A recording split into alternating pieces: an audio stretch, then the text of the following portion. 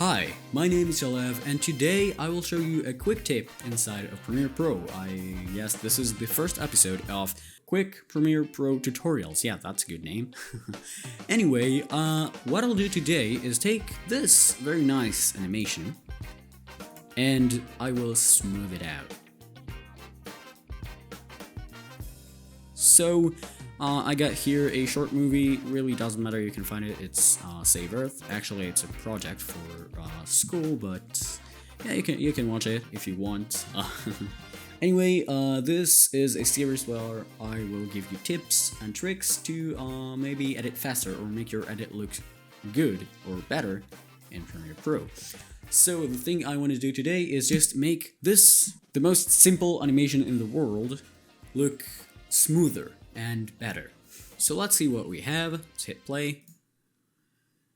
So this is it, just a normal keyframe animating in Premiere. If you'll click on it, you can see actually I took the transform effect and did it on the position. And the reason I did it from the transform effect and not from the motion effect, the default one we have on every video clip, is because in the transform effect you can add motion blur. So if I'll cancel this check mark here which says use composition's shutter angle, and I'll put one of my own, 180 will give the natural motion blur like we see with our eyes, then I'll just add motion blur.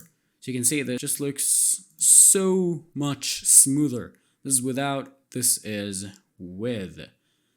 So if we'll hit play, this is already a lot better.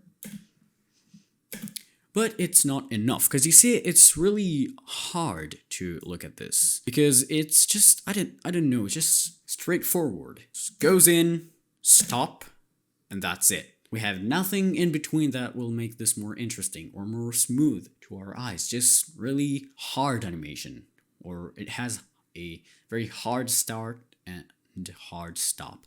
So what I can do to make it smoother, to smooth it, and by the way, this is a 25 FPS timeline because I shouldn't PAL, not NTSC. So we have this cinematic frame rate. And no, I will not change the timeline to a 30 or 60 FPS timeline to make it look better. I will not do it. What I will do is go to the position property over here, and as you can see, there is a little arrow actually behind every property. So let's just go here, and then we can see a very interesting graph over here. If we'll mark those keyframes, you can see we have blue lines which we can drag. So let's see what happens if I will do this. I'll just drag it down and left. We can see actually every dot here just represents our keyframes. So I see it just goes in and then it really fast, then goes and then stop really smoothly and slow. So let's see what we did. So that's it. So basically the way it works is, wait, let's just make it linear, which is the regular thing. The way this thing works is, let's say I took this keyframe and just did this.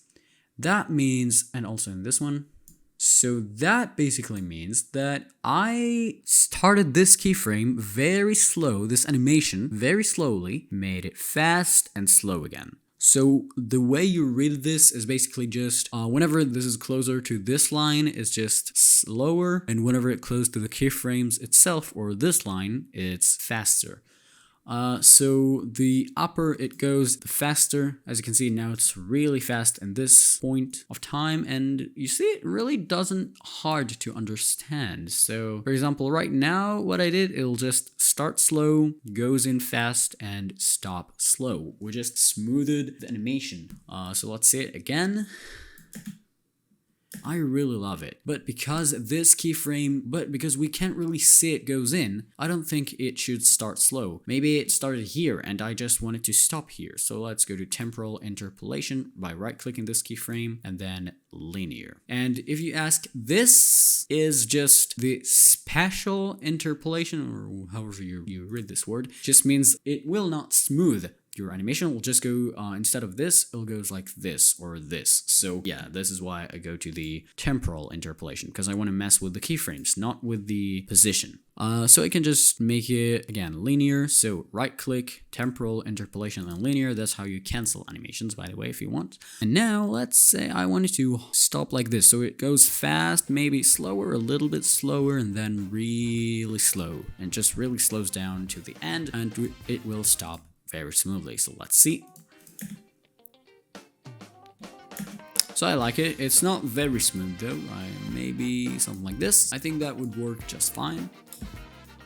Yep, I really love it. And yeah, this is the quick tip. This is how you create a very smooth animation inside of Premiere Pro. So I really recommend you to do it if you want, if you can't get your animation looks smooth. So I really recommend to do it. Again, please, Premiere Pro and Adobe, add the shutter angle to the motion effect. Please, I mean, why? Why would you even have two different effects for one thing? That's really stupid. Please, Adobe, please just do it, please. Anyway, if I helped you, you are more than welcome to hit the like. Anyway, have a great rest of your day. Thank you for watching. Goodbye.